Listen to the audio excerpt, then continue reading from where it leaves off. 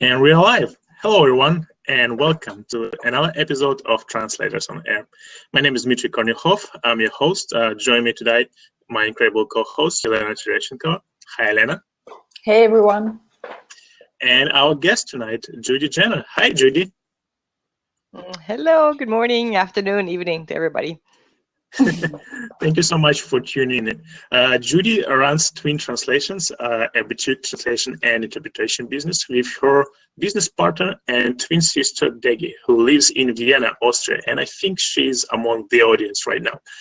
Judy is also a federally certified Spanish court interpreter and highly experienced legal, business, and e-commerce translator for Spanish and German. She was born in Austria, grew up in Mexico City, and has lived in Las Vegas for more than 30 years. And she's also the co-author of the business book for translators called The Entrepreneurial Linguist, the business school approach to freelance translation, which has sold more than 4,000 copies. Judy is also a spokesman for the American Translators Association and a frequent keynote speaker at conferences around the world. Today we have a slightly different format for our webinar. We don't have a specific topic, but rather a Q&A session with Judy. So if you're watching this right now, you can ask questions. In order to ask a question, you can press the orange button below this video that says ask a question or suggest a topic. You can also use the chat window on the right-hand side to say hi and hello.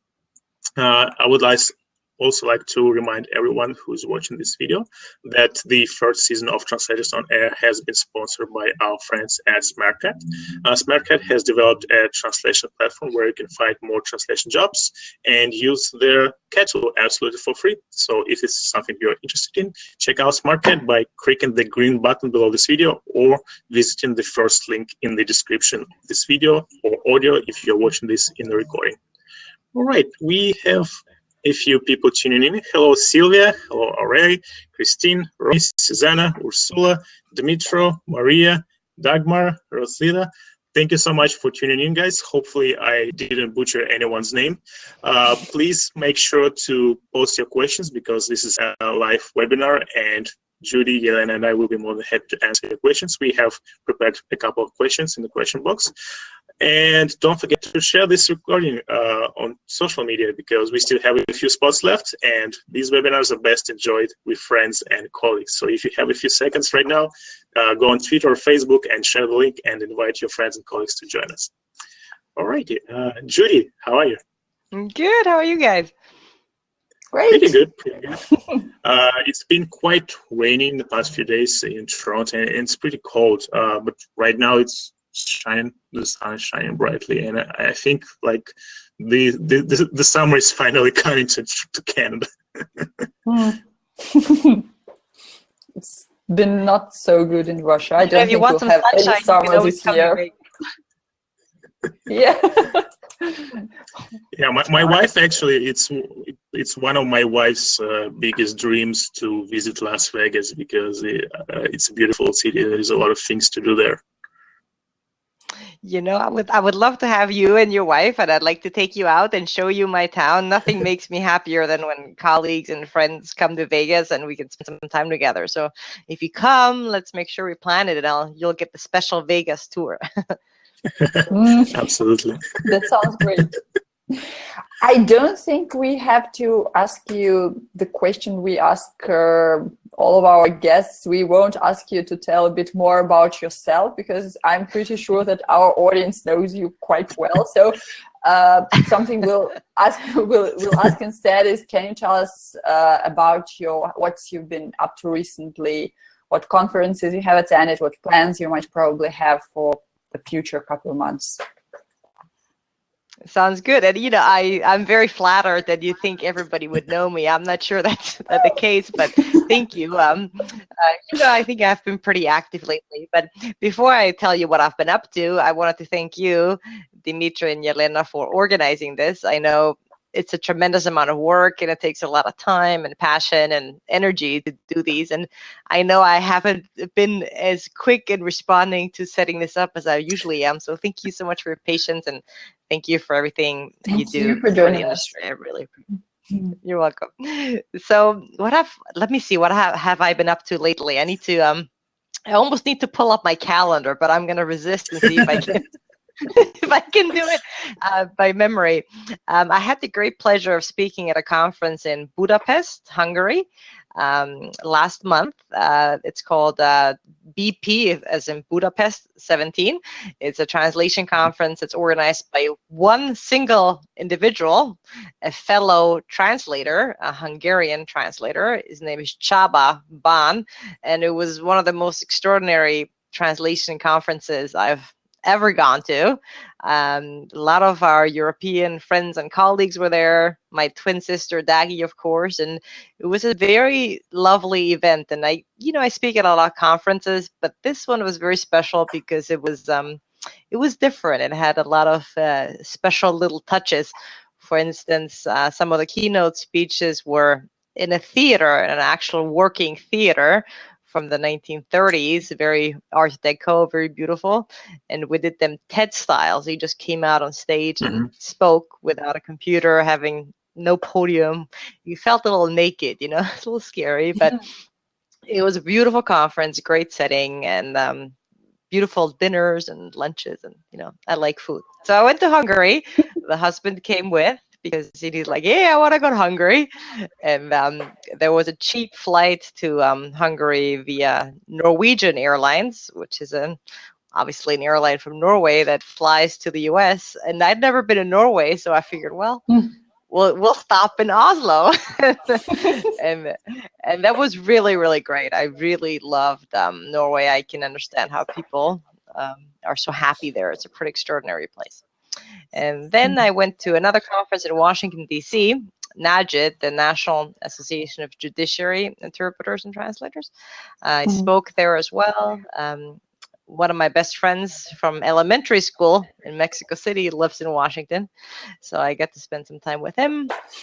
And then I went straight to Albuquerque, New Mexico, to do a trial in federal court, because I'm a federally certified court interpreter, so I go to a lot of places to interpret some of these kind of more high-profile cases. I can't tell you anything about the case, but it's never as exciting as it sounds. It's just because it's classified doesn't mean it's actually that interesting. And then I went to Reno a couple times, which is north of Nevada here, for court as well. And I've been here for home. I really enjoy being home. I think we've got a great question from Ronnie that fits well with what you've just said.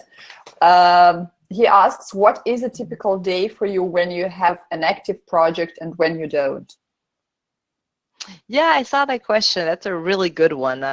I blogged about this a couple of years ago, sort of like a day in my life. And I think the only thing that's constant is that there is really no typical day. We have a translation business with, lots of customers on 3 continents, and we have a lot of contractors who work with us, and they're our trusted colleagues and friends, and there's always something going on. I'd say on average, we probably have, between 5 and 10 translation projects going on at any time. And then on top of that, the interpreting work, which some of it we do ourselves and some of it we outsource to others. So I do spend a lot of time doing sort of project management work, but it sounds kind of negative. It's actually something that I really enjoy. I think the term project management's gotten a bad reputation, right? But it just means that you make sure that everything works. And I do a lot of customer contact. So for example, today I'll have a lunch with a potential client,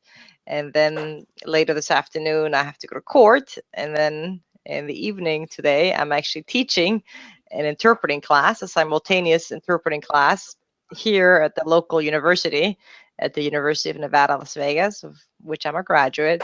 And nobody teaches for the money.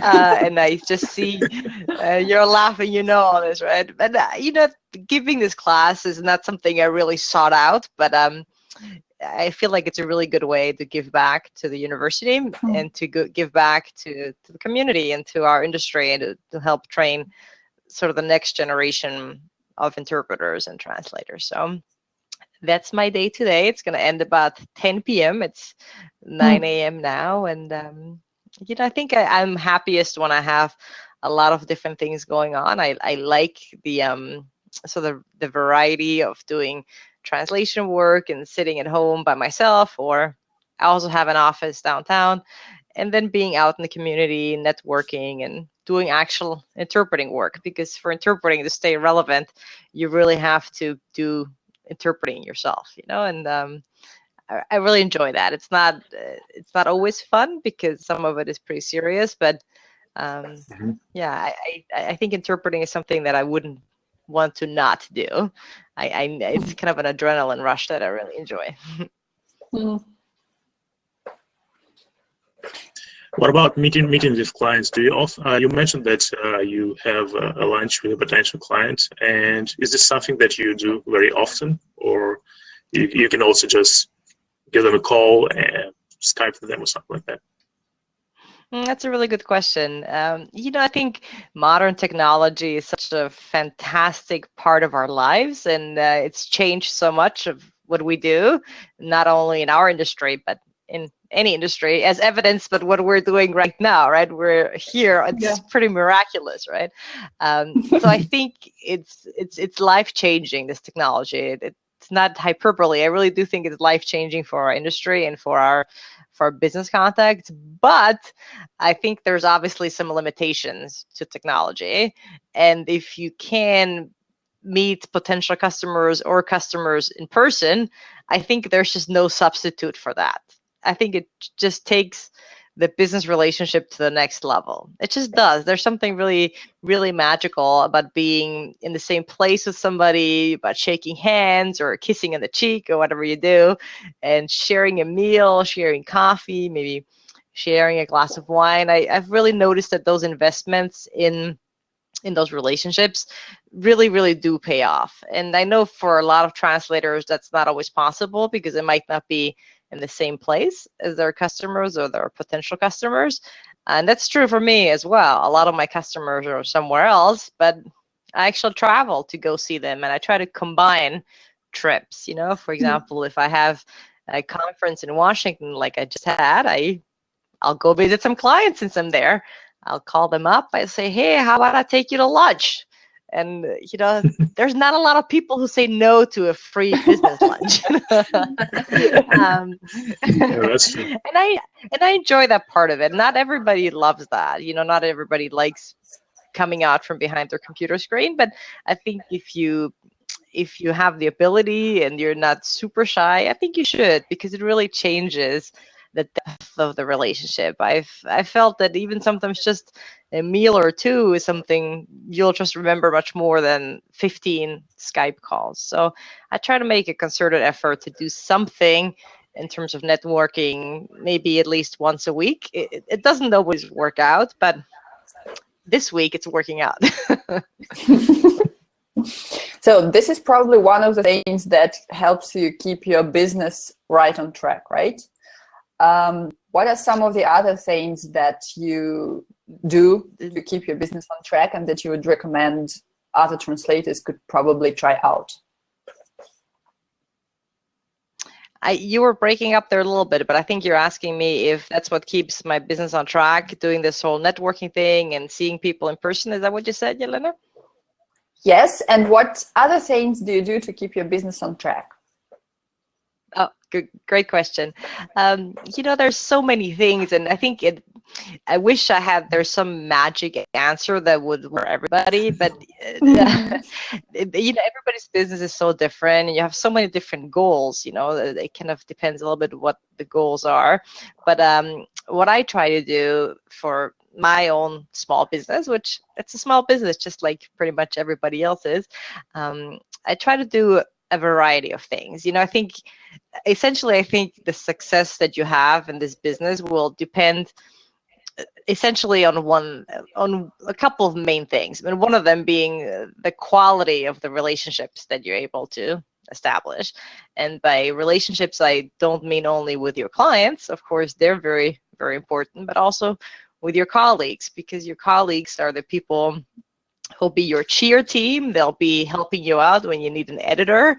They'll be helping you out, hopefully, when you have a big project you can't do yourself. So you have to do an investment in those relationships. No translator or interpreter is an island, and I think you have to realize that you're part of something bigger, and that's a wonderful thing. Sometimes it doesn't seem like it because a lot of us sit at home by ourselves in front of our computers and we feel isolated, but there's a huge community out there. So I really strongly believe in making an investment in your colleagues, in your relationships, and your friendships, and also your professional reputation. This is a big industry. It's $40-something billion a year, but it's also small enough that a lot of us know each other. So I think to keep your business on track, you have to build a good reputation in the industry, because that's where a lot of the referrals are going to come from, and that's where you're going to build a name for yourself. So I try to really be very mindful of that. And the other thing is giving back to the community. I think we all need to volunteer our time in one way or another. And I'm aware that everybody has different situations, life situations. Maybe you can't be on the board of your local translator association, but maybe you could find something to strengthen the community, because I think the way our profession gets strengthened on a very meta level is from the inside. You know, we have to be stronger together, and the more we invest in it, the better it will be for everybody. So if sometimes I think about that, can you imagine if every one of the members of the, let's say, the American Translators Association, all 10,000 of us, if every single person did a little something to give back, to do something like this, or volunteer to run an event or write a newsletter, we would be even stronger than we are. So I think we have come a long way, but we still have some ways to go. So those are a few things that I do. That's the short version.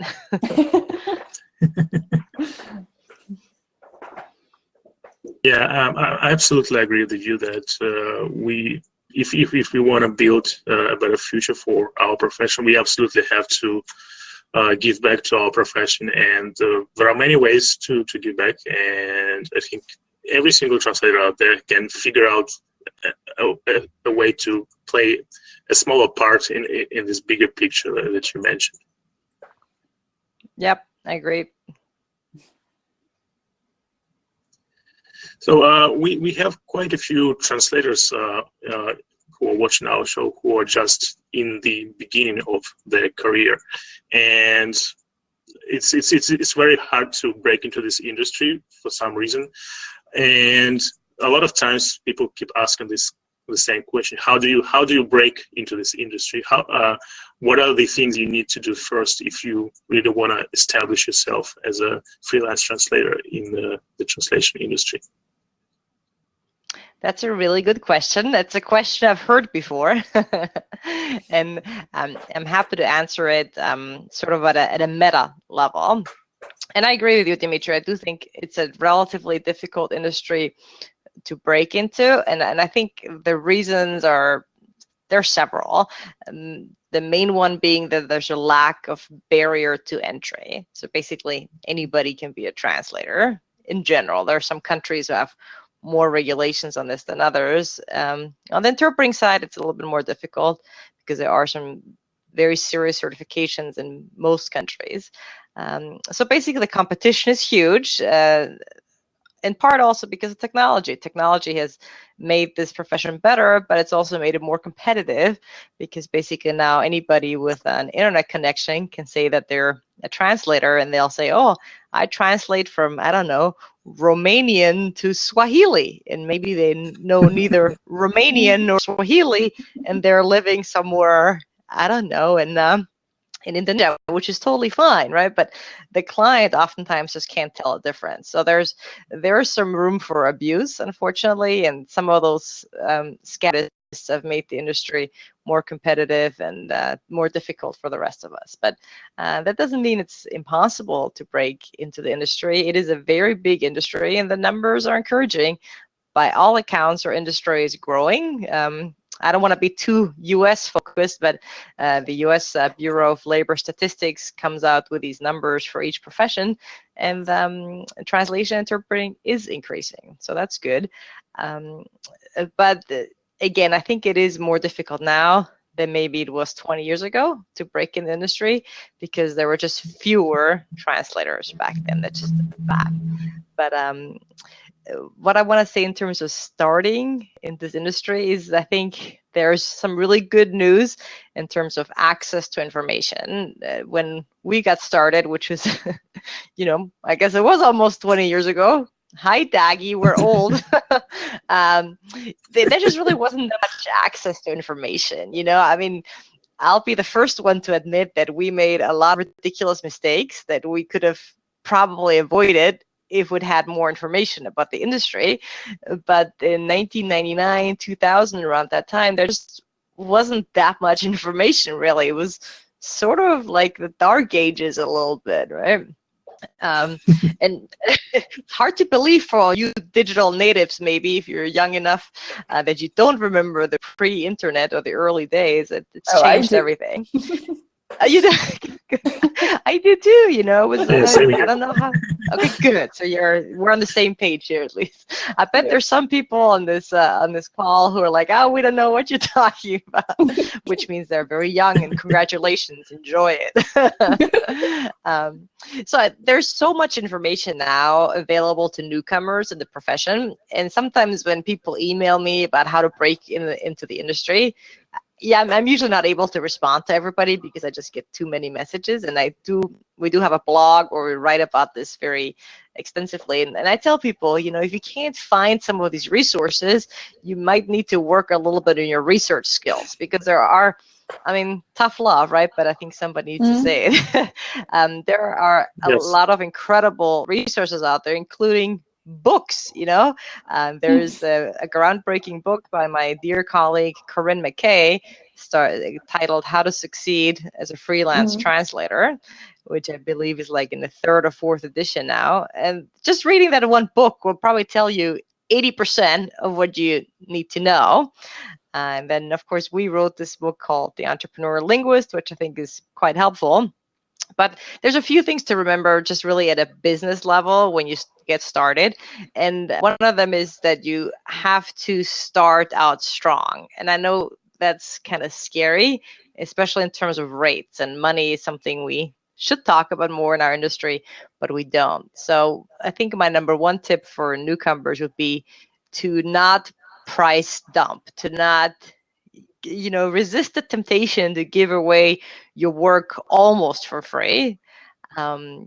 Don't take those projects where somebody offers you peanuts, even if you're eating ramen noodles for dinner and you don't have that much money. I get that. I've been there too. I've also been a student. I remember. I think you're much better off doing work for free for actual nonprofits, like Kiva, Kiva is a micro lending site, or Translators Without Borders. I think it's much better if you do free work than almost free work. It's better for your reputation. And I like the comment that Ronnie's making, that you almost need a hammer to break into the business. I like that. That's pretty funny. But I think a really good way into the industry is to join an association. And I'm personally very suspicious of translators who say, oh, no, I don't belong to any association. I don't believe in that. I think that's like a lawyer saying, I'm not part of the bar association, because I think that's kind of a stupid organization. I think some of these associations, they give you the credibility that you need, especially in an industry like ours that's not regulated. And as a newcomer in the industry, you will find that associations, especially the smaller ones at the local and regional level, are usually quite willing to mentor you, to help you, and to start getting you into the industry. You can't expect that. That's not necessarily the role of associations, but by surrounding yourself with people who do the same thing that you do, hopefully you'll learn something, you'll get inspired, and hopefully you'll get some clients as well. So that's part of my top 2 pieces of advice: to not have super low rates, to take some nonprofit work if you need to in the beginning, to build your business and your reputation, and to join an association and start making a name for yourself. Translation in a lot of ways is like politics. The more people know that you exist, the better. If you're just starting out and nobody knows who you are, it's kind of hard to find clients, right? It doesn't matter if you're the world's best, I don't know, French to Portuguese translator. If nobody knows you exist, that doesn't really do you any good. So you have to put some effort into getting known, and some of that includes some work online, building a website, building a Twitter following, and a lot of those are things that translators oftentimes don't think about. And I think the reason that is because at the university level, I think we have done a very poor job at teaching translators business skills and marketing skills, which is why I try to share some of these thoughts. So you're going to have to do some work online. You're going to have to put yourself out there, and it's a long process. It's kind of like training for a marathon or trying to lose weight. It's not something that happens right away. So spend some time online and build a good website. And please don't email any clients from a free email address. You'd be surprised how often. Yes. I mean, I think that is just really basic.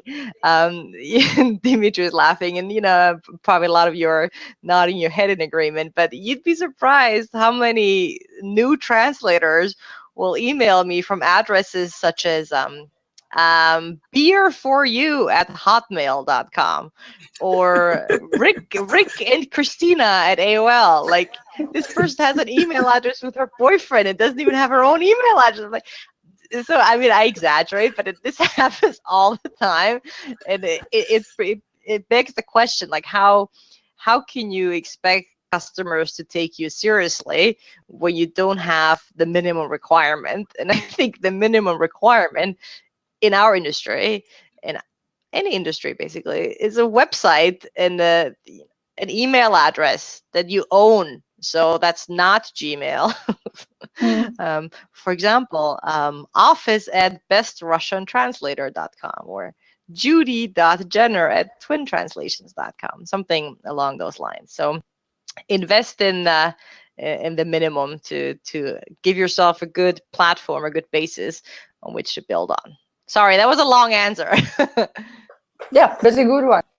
Let's talk a bit more about avoiding working at low rates. What translators can do to avoid having to work at low rates? You have already mentioned working for free. I personally wholeheartedly agree with that it's better to work for free than to work for, peanuts. Yeah. Exactly, peanuts. Yeah. What can translators do to improve their rates and to avoid working for low rates? Yeah, very good question. And I wish there were an easy answer, but on the individual level, all you can really do is not take those projects, right? You can go back to the client and say, thank you, but my rate is whatever, probably 4 times more. And you can walk away from the project, which I think you should, if it's not the rate that you want. Ultimately, the only way we're going to solve this problem of super low rates in the industry is if we stop accepting them as an industry. And of course, that's impossible, right? Because we're not a regulated industry. There's hundreds of thousands of us in, all countries on the planet, probably. So we can't really regulate what everybody else does, but you can start on the very individual level by just making a commitment to yourself that you're not going to work for peanuts. And I see Ronnie's comment here, which I appreciate, about only monkeys work for peanuts. There used to be this website called Translators Monkey Peanuts are, I think, something with translatorsworkforpeanuts.com or something like that, which is basically this movement against taking these peanuts jobs. No peanuts. No Oh, thank peanuts.com. you. That's right. No peanuts.com. Thank you.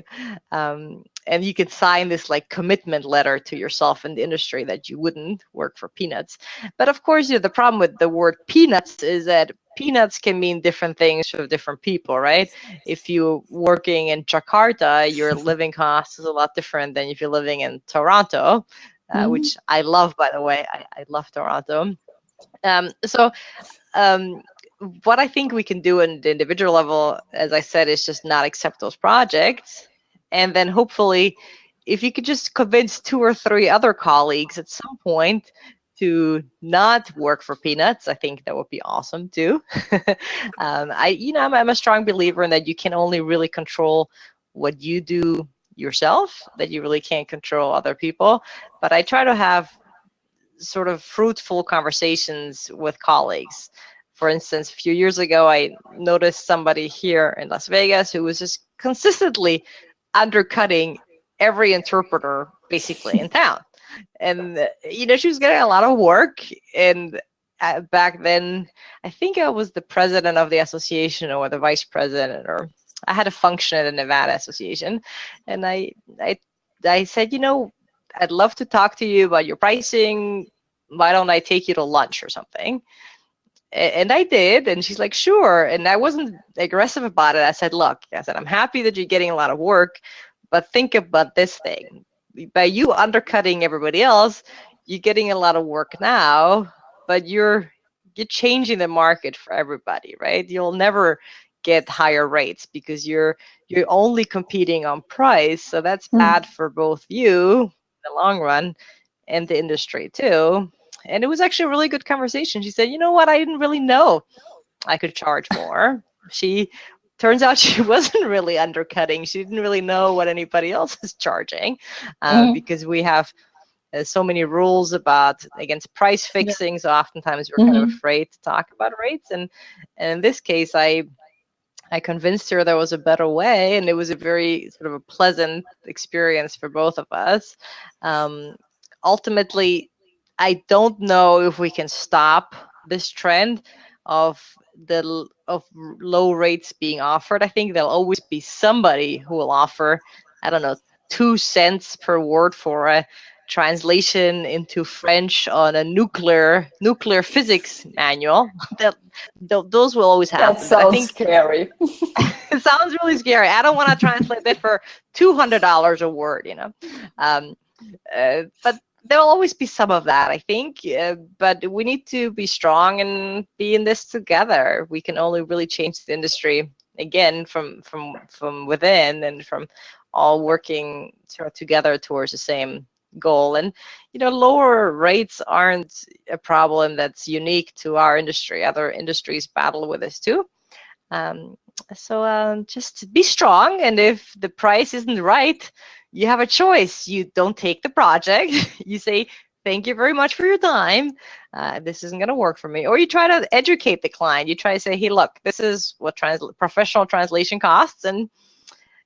But oftentimes the people who offer you the rates that are so low, they can't be convinced, right? So you're kind of wasting your saliva, with some of the super bottom feeders. So I would probably not spend too much time trying to convince them. So just be strong and stick to the rates if you're at all able to. I think that's what you should. Yeah, I absolutely agree with you, Judy. I think there is a lot of time when you are working with clients who can only afford paying you low rates. It just means that you have to move in a different direction. And there is an opinion among the translators, translator community, that one of the best ways to increase your rates is go the higher end of the market, or to specialize in something that pays more. What do you think about it?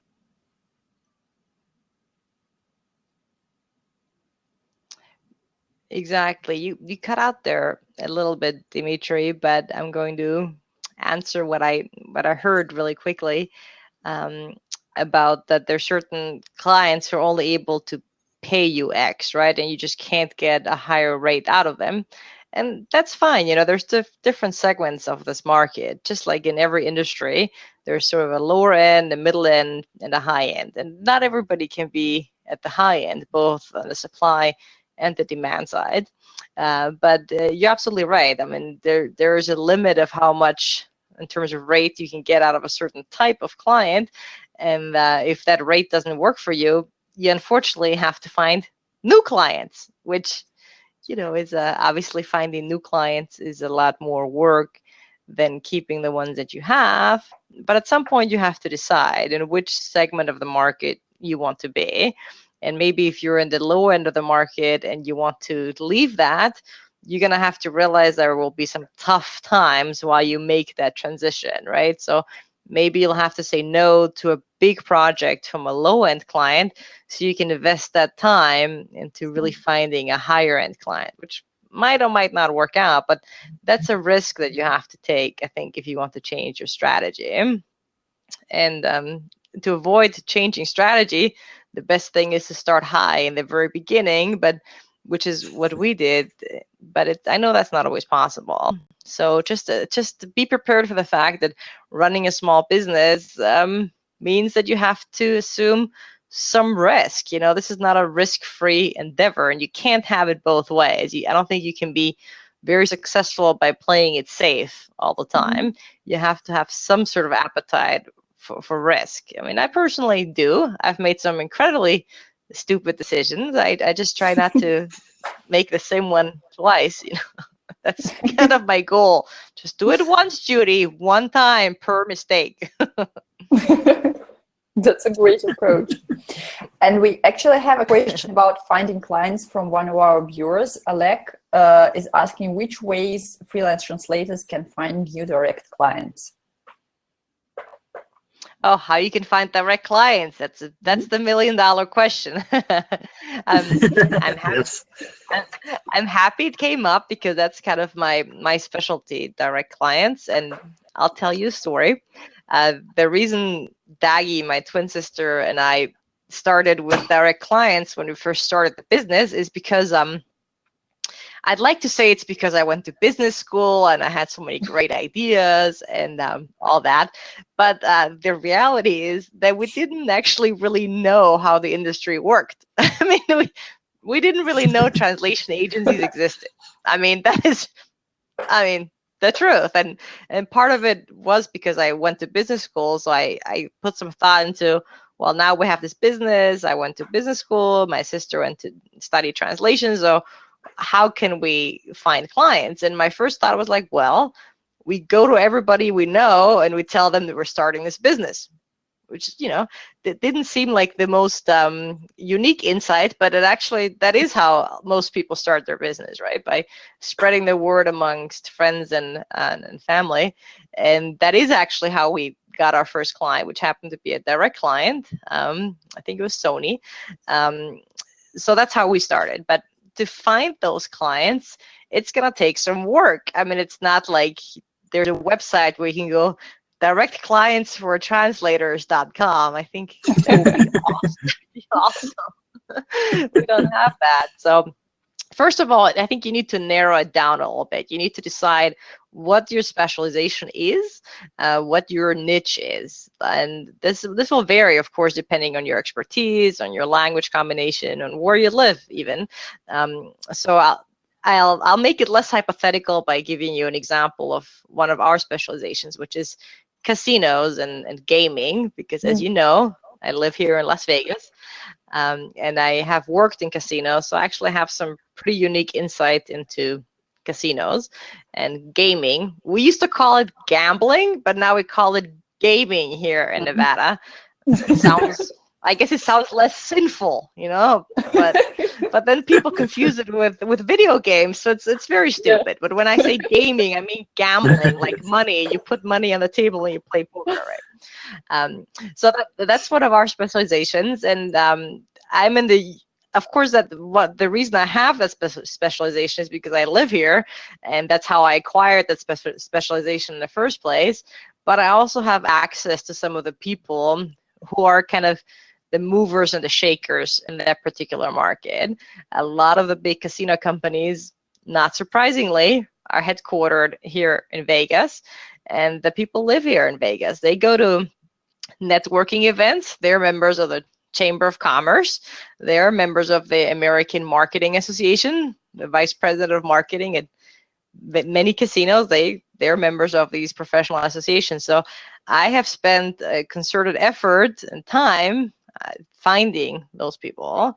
LinkedIn is a great way to go. If you want to, let's say I wanted more customers in casino gaming, I would go on LinkedIn and I would look up some of the big companies and see if I'm connected to some of these people, right? I very much believe in making very targeted efforts to direct clients. You can't just cold email or cold call people.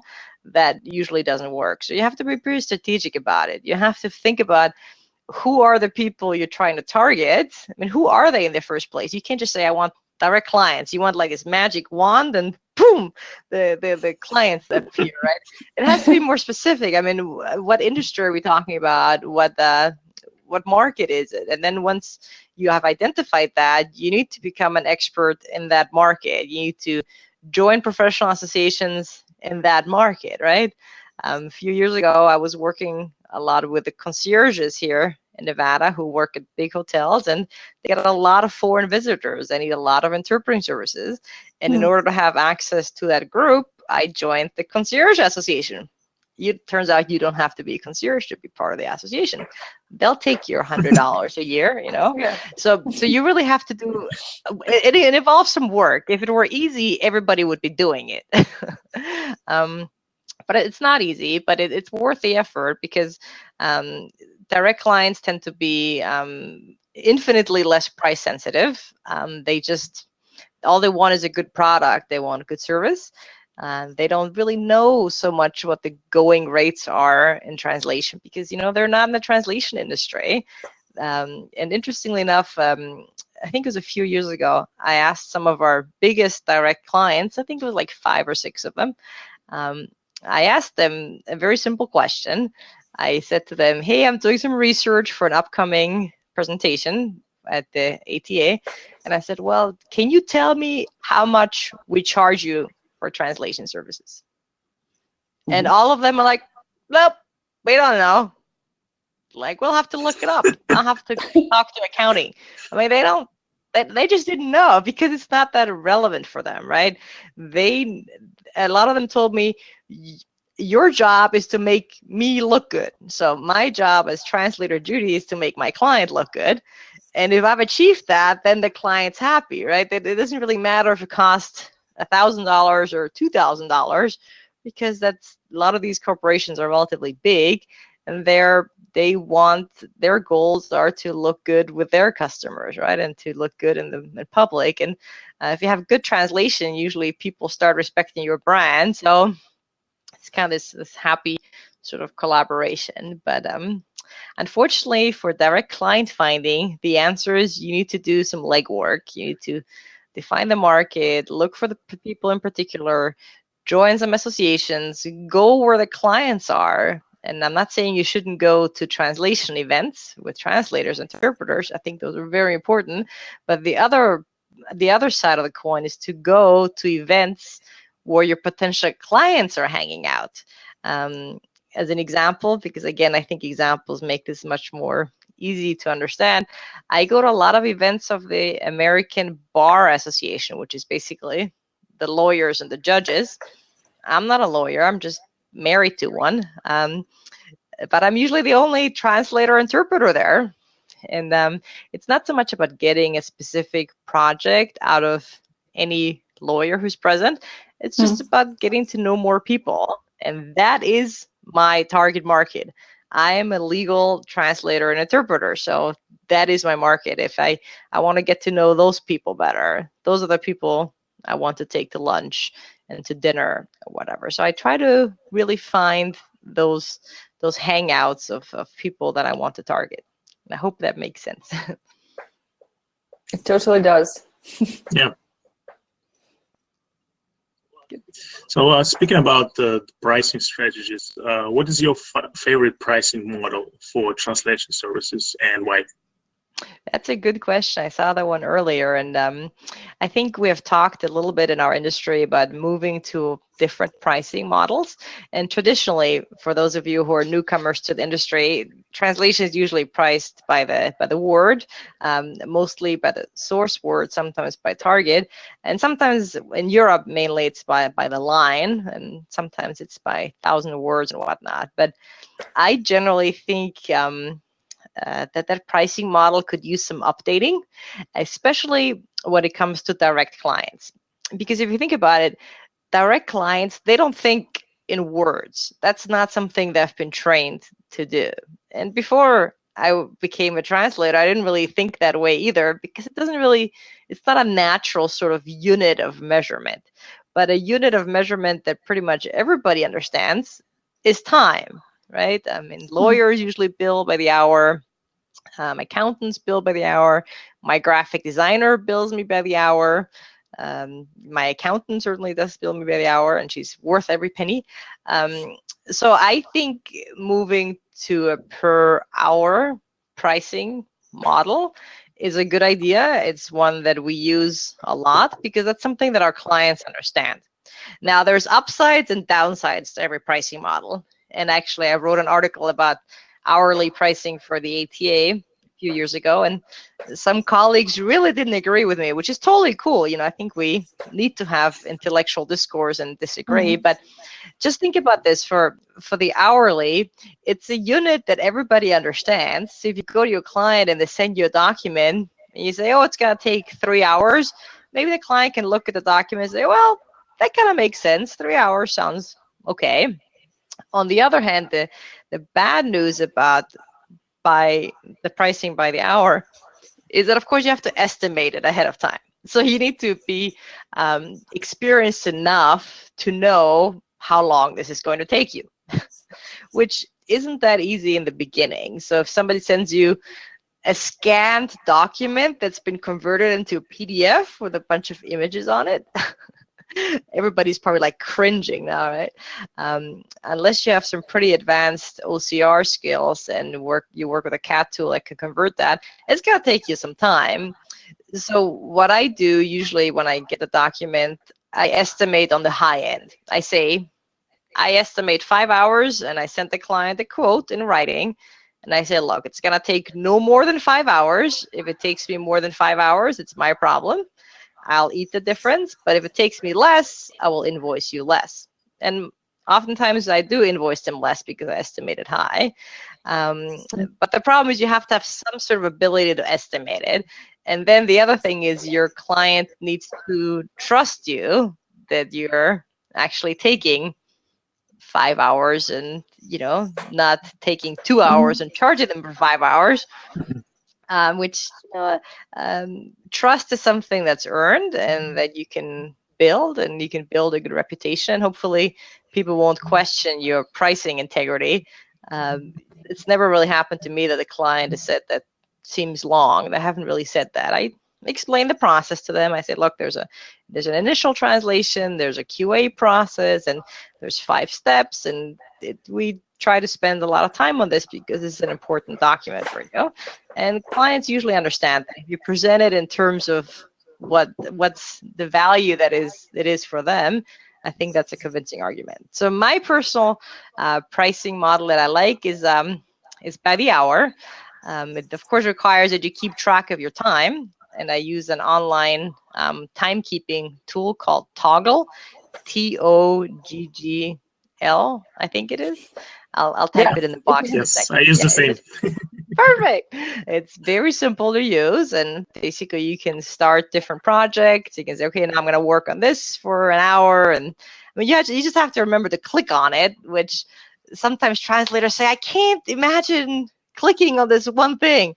I'm like, well, it's not that hard. I think you're capable of clicking on start, and so of course it's one more thing to remember. But technology is here to make your life easier, and I think if it's available, I think you should use it. or you can use a stopwatch too, but then you can't export that information. And the good thing with Toggle is that you can also make reports, and you can download it, and you can do all kinds of cool stuff with data. Nobody's ever asked me for it. No client has ever said, hey, I want to see your time log. They usually take our word for it. So that's, in a nutshell, my pricing strategy.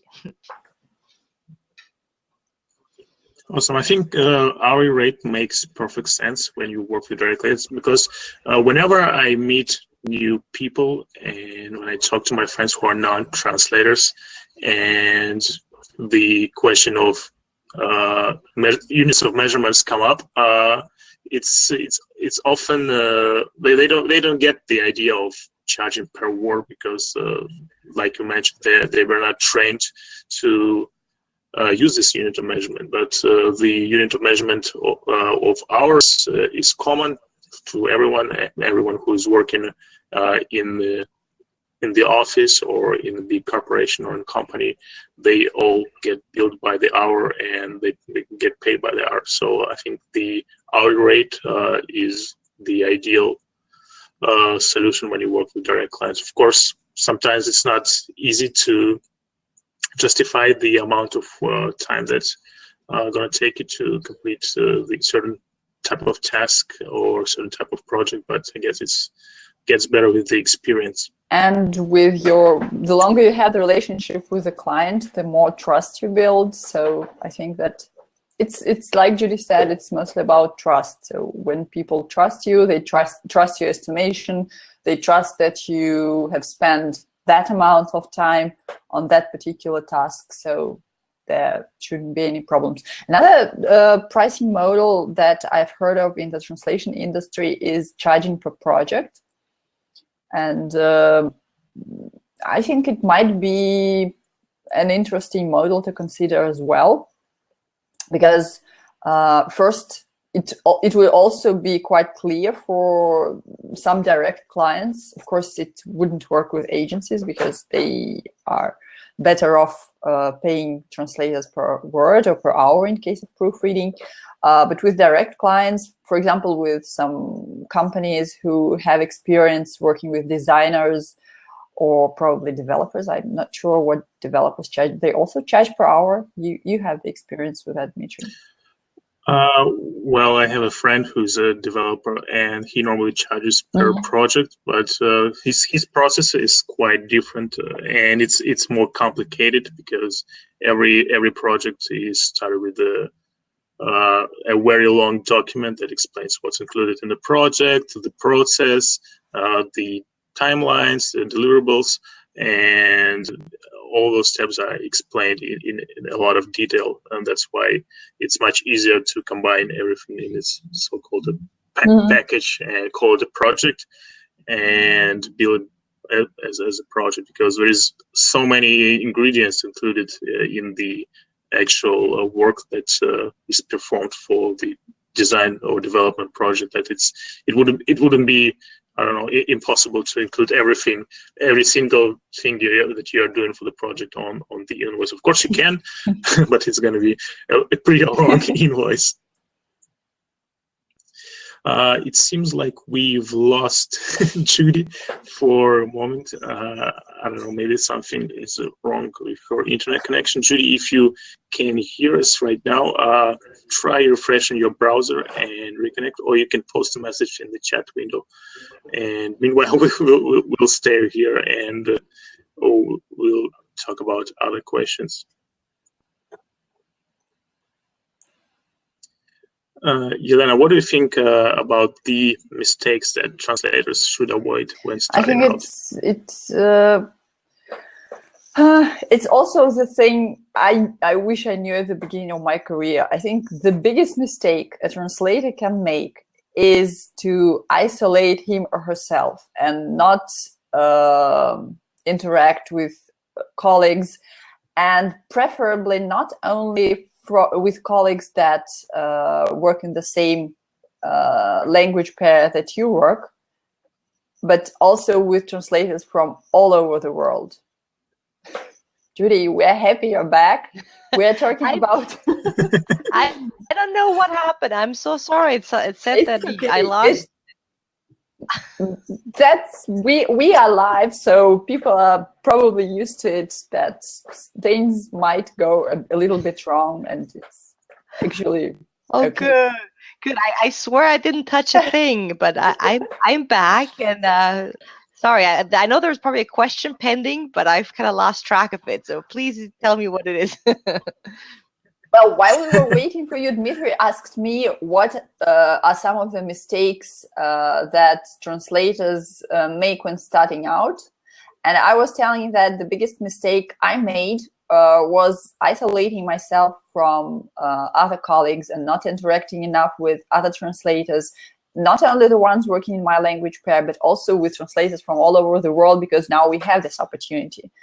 So what about you? What do you think are the biggest mistakes that translators can make? I totally agree.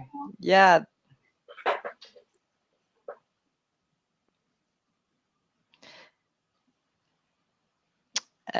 Good question. Yeah, I think isolating yourself is the worst thing you can do, because it makes you feel more vulnerable, right? I mean, every time you feel like you don't have a group behind you, it makes you sort of weaker and more insecure. It's always good to have sort of a cheerleading group, or to have some sort of large group behind you, because it gives you more confidence. So absolutely, you should not isolate yourself, because no translator is in this by herself or by himself. We're all this big happy family, and you need to reach out to those people. Everybody has gone through the same thing you're going through. If you're a new translator, please remember this: nobody was born with an amazing translation business. At least I don't know anybody who has inherited like a translation business. I didn't inherit a translation business. My dad's a lawyer. My mom writes children's books. I don't, I started this with my twin sister from scratch, just like everybody else. So everybody has been where you are if you were in the beginning. So there's a lot of comfort in that, I think, knowing that everybody starts at the beginning. So reach out to more knowledgeable people. Surround yourself with people who can cheer you up, and people who are positive. I think in our industry, unfortunately, we do tend to be a little bit negative sometimes, and I don't think that's necessarily good for beginners. You have to surround yourself with people who believe in you, right, and who can support you and be positive. And the other big thing, I think, that people kind of mess up in the beginning. The good news is that everything can be fixed, right? There aren't that many things that cannot be fixed. But just to be too overconfident in your skills, and to think that you can translate or interpret pretty much anything in your language combination. And I've got some news for you. You cannot. You will, regardless of whether you went to university to study translation and interpreting or not, at some point you will realize that you need to only take projects that you really are qualified for. But you'd be surprised how oftentimes colleagues reach out to me and they'll say, "Hey, Judy, I don't know anything about cosmetics or the law, but I'm going to translate this patent for L'Oreal, where they're applying to get a patent for this new skin cream in the US." And I'm like, well, I think there's several problems with it. The main one being, you just admitted you don't know anything about cosmetics or about the law, and that's what patents are. They are very specific about the product, and it's also a legal text. So I think you shouldn't do it, because, well, it's unethical, it's unprofessional, and you will probably mess it up, and that reputation might or might not follow you, but it probably will, and you don't want that. So I think in the beginning, a lot of people are very sort of bushy-tailed, and they're like, "Woohoo! I got a project. I don't know anything about it, but I'm going to do it anyway." And maybe some of that is good because it'll humble you, because you will get your butt kicked probably, as you should. Some of these mistakes you have to make early on when you're younger and you're still unafraid. And I've taken on some of those projects too. They were always in the field of my expertise, but sometimes a little bit on the margin, right? And most of them went well because I had a good network and I had good people to help me with it. But you should only really translate or interpret what you're qualified for. And if you have any sort of doubt about whether you're qualified or not, the answer is you're not qualified. And just run in the other direction and look for work that you can actually do, because I think anything else really is, maybe it's not illegal, but it's definitely unethical and it's definitely unprofessional. So stay away from work that you can't handle, and take the stuff that you can handle, because there's a lot of things you know how to do. Do those things and do them well. I just love this piece of advice. If you think whether you're qualified or not, then you're not. It's just, I think it should be printed somewhere. And it doesn't like it. Maybe we can make it. Let's make some t-shirts. It doesn't have to be. It doesn't have to be even some serious subject matter like patents and cosmetics, for example. I have yet to read a good translation about a cosmetic product, not a patent or something like that, just a description of a good cosmetic product translated by a man. I'm sorry, Dmitry, but it's just something that seems so simple, but that the majority of men, I would say, are not qualified for. So they can, of course, ask their wife whether it sounds good or not, but they don't, just because they think that it's something simple. It's a face cream. Why can't I translate that? Well, it's not reading those translations. I love that example, Yelena. I think that's a great one. I think gender differences do play a role occasionally, yes, for sure. Yeah, I think there's certain sensitivity you might need, or maybe certain understanding of women's product, and that's a really good example I hadn't thought of. So I might just have to steal that example from you if I may. With your permission, I'll steal it. Sure. Awesome. I think I might use it in my class tonight, in my interpreting class. That would be great. You're most and then it'll come full circle. Everything works together. Yeah. Maybe you can even come up with some sort of a exercise for your students and ask some translator description of a beauty product. And if you have male students and female students in your group, that would be real life. I like that. That could be an interesting experiment. I like that. You two should be teaching this class. I love it. Thanks for the advice. I'll do it. I'll write it down. Exercise. Speaking about translator skills, when I was preparing for our chat today, I read some of your blog posts, and you had a great blog post about 4 essential skills for interpreters. I guess we'll include the link to the post in the show notes so that anyone interested could read it. What are some of the essential skills for translators? Yeah, thanks for checking out that blog post. That was pretty popular. I had a lot of fun writing that, trying to equate interpreter skills to sports, because I'm a pretty big athlete, so I try to kind of make some analogies with sports, because I'm kind of tired of the analogies with like writers and all that stuff. So for translation, really, I would probably group them in maybe 4 main groups. And of course, now I have to make the dreaded analogy again, but translators are writers. So if you're not an incredible writer, you're not going to be an incredible translator. Oftentimes I have students who'll come to me and say, my grammar isn't that good. I don't really enjoy writing. But I'm going to be a translator. And I'm like, look, this is a free country still. I said, you can do whatever you'd like, but since you're taking this class and you're asking me for my advice, I will tell you that you have to be a strong writer. Saying, I don't like grammar and writing and I want to be a translator is like saying, I don't really like math, but I'm going to be an architect. Or You can't. You have to like math and numbers and drawing. That's an essential part, right? And I think maybe here in the US, people have more misconceptions about translation than in Europe, because in Europe we have much more of a tradition of academic education in the field. And here in the US, a lot of people seem to think if they're bilingual, they're translators. And that's the minimum. That's the only requirement, they think. And I usually say, well, if you're bilingual and you think you're a translator, that's like saying I have two hands and now I'm a violinist.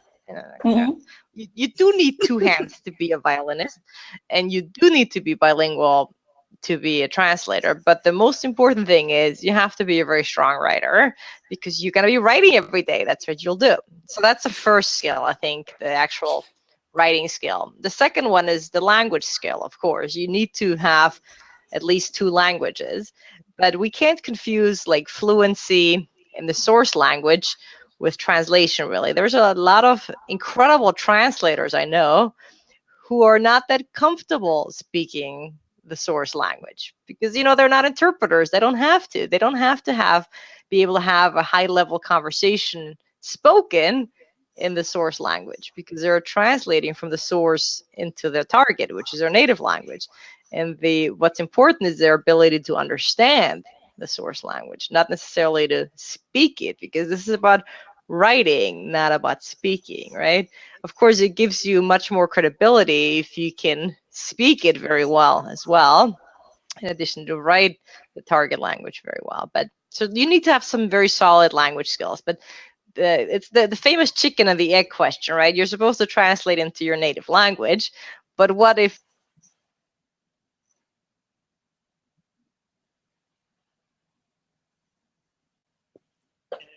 And seems like we lost Judy again.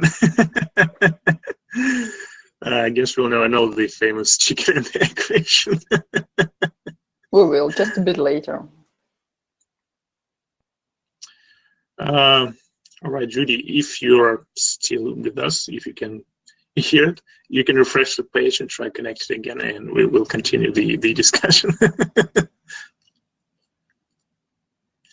And Ronnie mentioned in the comments that there is a very interesting article on the Open Mic on how linguistic skills can help you with translation. Yep, I'm pretty much sure know by who. Yeah, it's by Ronnie. Yeah, I guess that. I guess we'll take this moment to say that next week we're taking a short break. So we'll be back on June the 21st. So, yep, mark your calendars. We are taking a short break, just to get away from all of this, because it's a lot of work. But no, it's a lot of fun. But there's been some overlap in calendars, and we cannot make it for the next week. But we'll be back on the June 21st. With a very interesting guest. We'll be talking about medical translation. Is that correct? That's correct. Yep.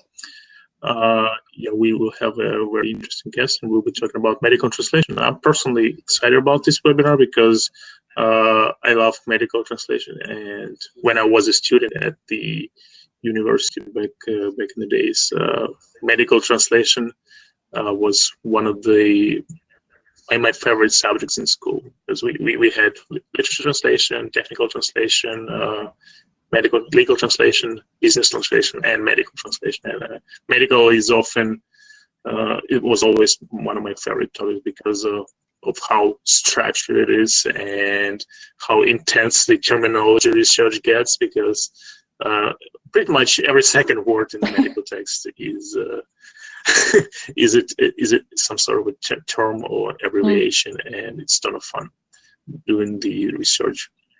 And I occasionally take, even though I specialize in video game localization, I occasionally take some rather easy medical projects, nothing too specific, something like reference letter from a doctor or something like that. All right.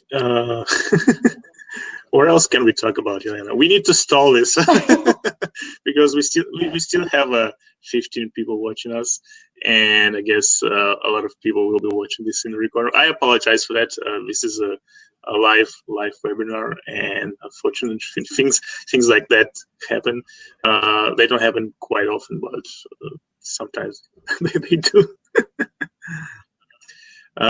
Meanwhile, you can use the chat window to ask a question, or you can post a question in the question box.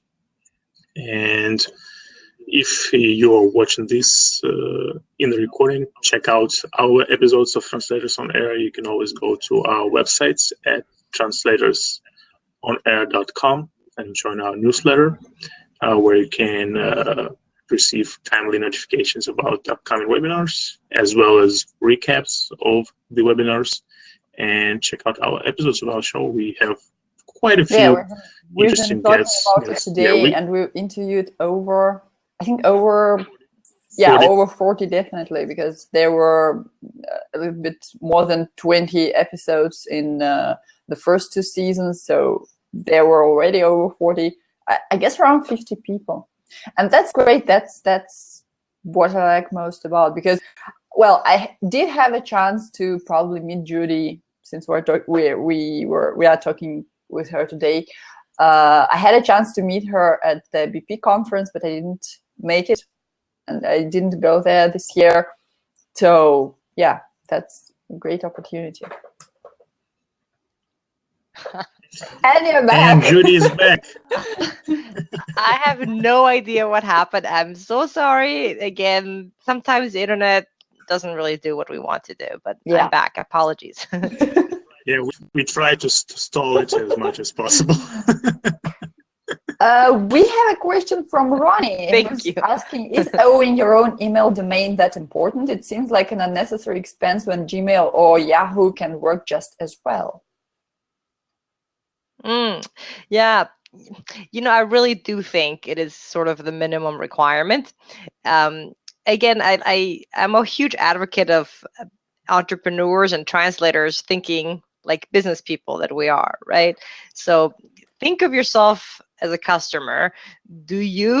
How would you react if a lawyer emails you from a Hotmail address, or an accountant emails you from a Gmail, and they don't have a website? I mean, we are consumers every day of our lives. We consume services and products by other people, and we judge those services and those products by the face that they present to the world. And for better or for worse, your online presence is pretty much what most people have to go on.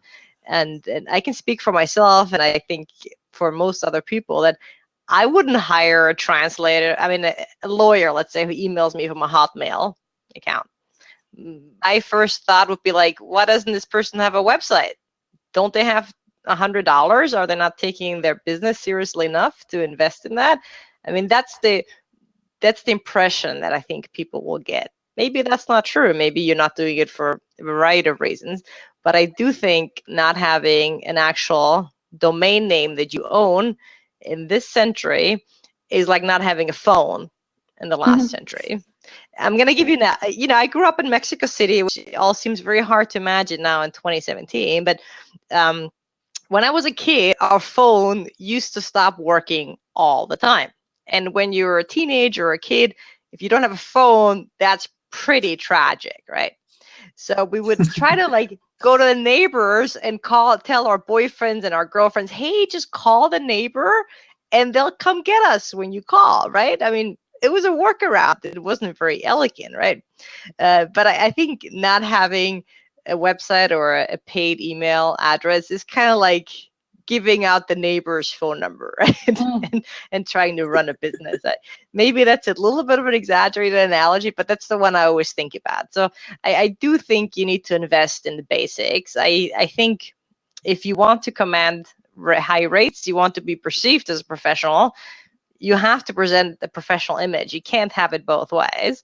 And I think that is the minimum requirement in my view. And of course, there's others who might feel differently, but I do think that's a relatively generally accepted truth. I mean, even the guy who cleans my pool, he has a website, and he has a small pool cleaning business. I didn't even hire somebody who doesn't have. I mean, he has a really, even the handyman I'm about to hire, he has a website and a professional email address. I think it is more prevalent now than it used to be 10 years ago. So that's my advice. Spend a little bit of money and invest in the future of your small business.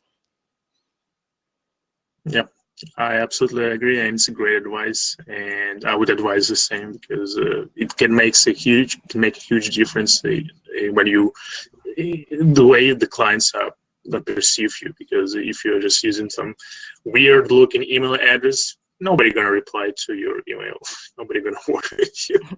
I agree. I think, and luckily for us as translators, interpreters, as small business owners, you have to remember this industry takes a very small investment to really get the business off the ground, which is remarkable, right? Most other businesses take hundreds of thousands of dollars, or whatever currency you're in, to get started. You'll need office space, you'll need licenses, you'll need insurance, you'll need inventory, you need employees. And our businesses are so easy to start with such small capital, really. It's pretty unique in that sense, our industry. So, but you do have to invest something, right? I don't think you can start a business with zero. Those stories that people start businesses with $50 and became millionaires, I mean, it happens, but I think you need to invest at least $5,000 to $10,000 in a good setup, or maybe less. And you just need a great computer, you need some office space, it could be at home or somewhere else, and you need some technology. You need dictionaries, you need maybe CAT tools, and you need to invest some money in your web presence. And it's going to be maybe a few $100s a year, but it really is worth it in terms of return on investment.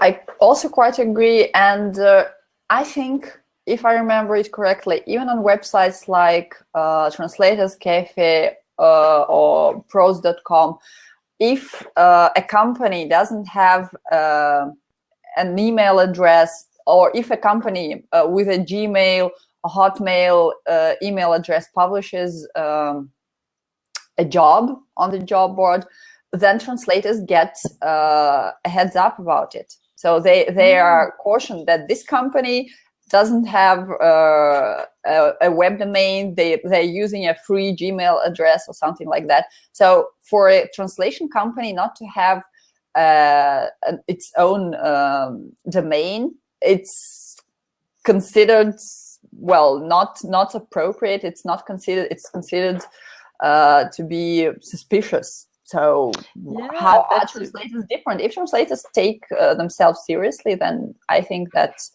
and if they want to work with direct clients, then I think a domain name is a must. Yeah, I totally agree with you, Yelena. That's a really interesting example that even pros.com will alert bidding, that the translators are bidding on the project, that the project is coming from sort of like a seedy email. It's kind of sad that it's already considered seedy, but the reality is there's a lot of scams in our industry. And I mean, I wouldn't take a project from somebody who emails me from a Hotmail address. I mean, because I'm business savvy. So yeah, translators are no different. I think it's a little bit different if you work with agencies. I think agencies maybe have a little lower standard. They understand that not everybody has a domain name, which I really don't know why you wouldn't, because it's so inexpensive and so easy. But for direct clients, you really do need it. And I have an interesting question I'm seeing over here from Ronnie, I believe, that good point about having an email address if you're a company, but what if you are just an individual? And I'd like to propose a paradigm shift here. You are the company, and that's okay. It's perfectly fine to be just one person. Let's remove that from our vocabulary. It's just me. You are just as legitimate as IBM is. You're just as legitimate as a big bank, maybe more legitimate because, you didn't bring down the global economy a few years ago. So have some pride in that. It doesn't matter that you're one person or 10 people.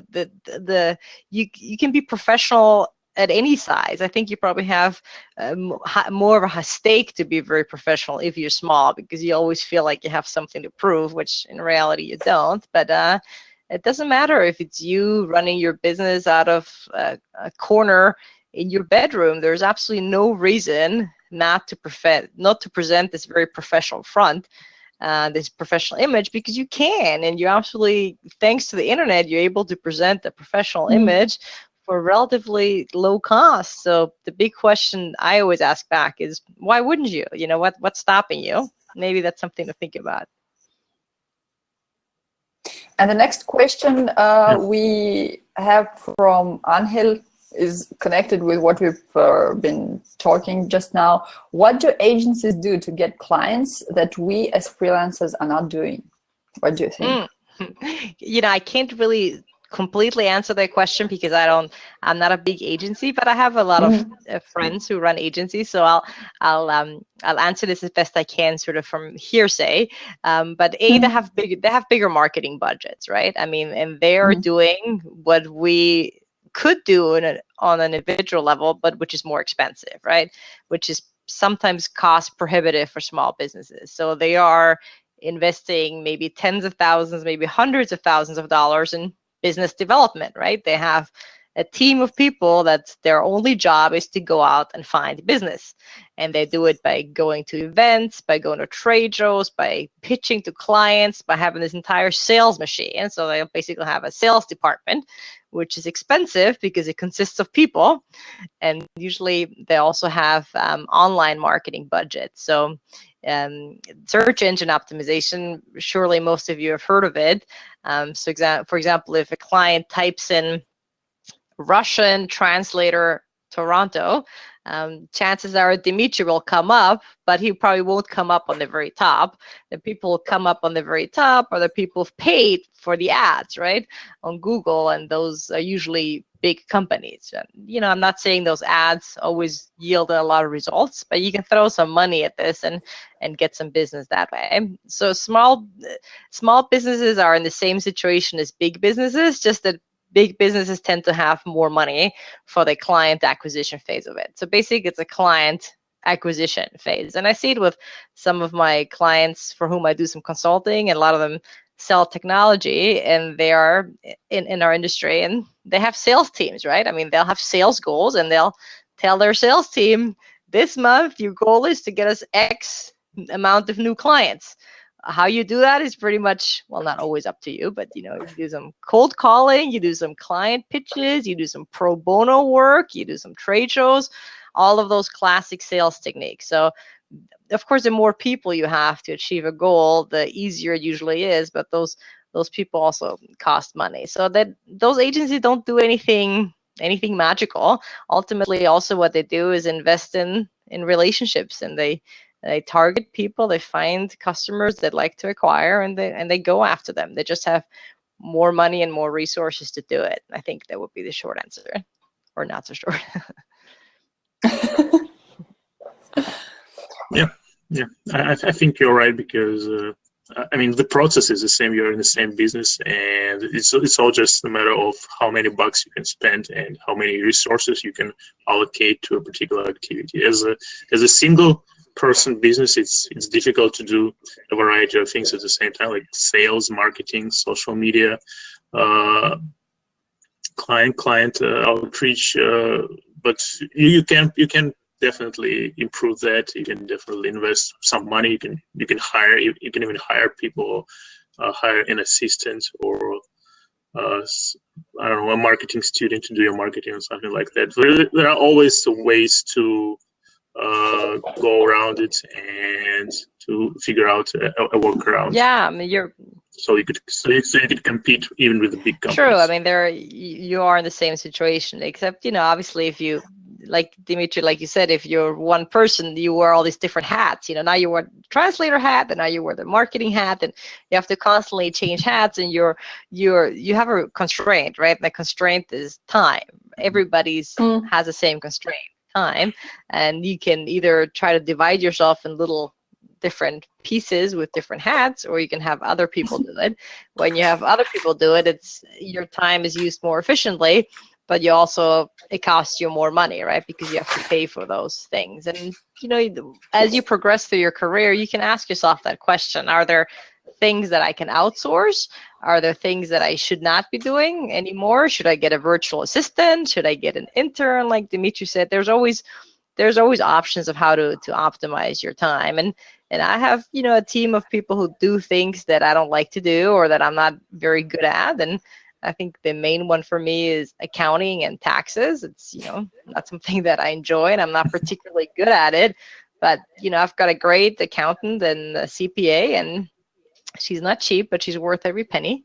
And I have somebody who does a lot of the graphics work and document conversion stuff. Or if somebody sends me an ugly PDF, I mean, I could convert it myself. I have all the software, but, you know, I'm not, you know, I could acquire those skills, but I feel like my time is better used if I just give it to her, and she'll give me a perfectly formatted document in like 10 minutes, and I pay her, and everybody's happy. So I think part of the process of running a business is also sort of recognizing what you're good at and what you're not good at. There's tons of things I'm not good at, and I try to either learn those skills or have somebody else do them for me to kind of maximize the use of my time and to do the things that I really enjoy and the things that I am really good at, because there's a few of those too.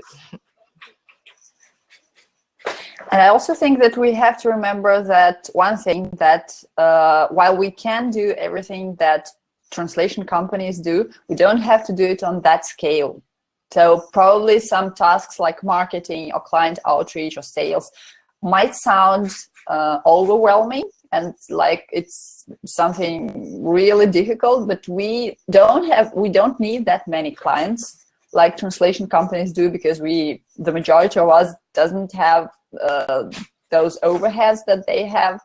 Like you said, we don't have to pay salaries, and yeah, so we just can scale it back from what translation companies do, and but also learn something from them.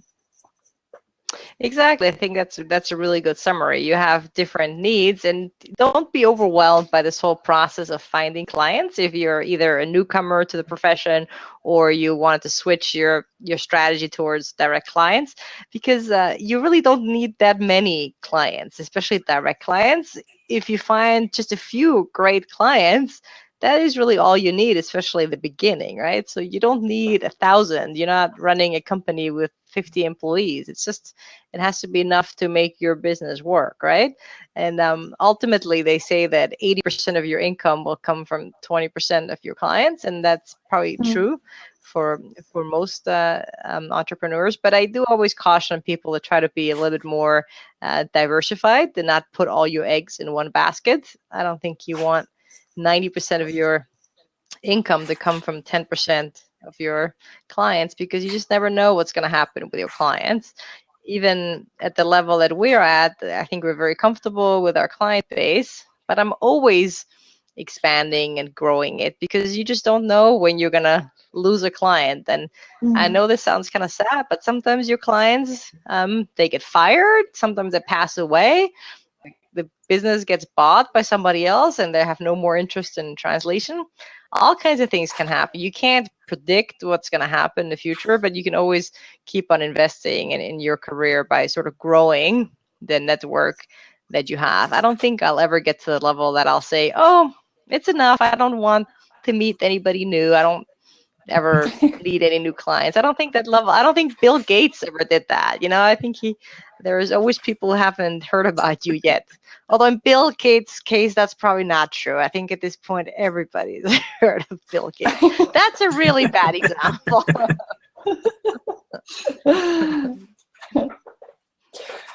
Well, Judy, thank you so much for joining us. It's been a pleasure talking to you while you were away for the second time. I was telling Dimitri that it was such a lovely opportunity to meet you online. Probably we'll have a chance to meet in person someday. That would be really great. I also want to thank everyone who joined us tonight or today, depending on where you are, and for staying with us till the very end. Don't forget to check out the website of our sponsors at smartcat.ai. or to join our mailing list at translatorsonair.com, and we'll see you on June the 21st. Thank you, everyone. Bye. Thank you. Thank you so much for tuning in.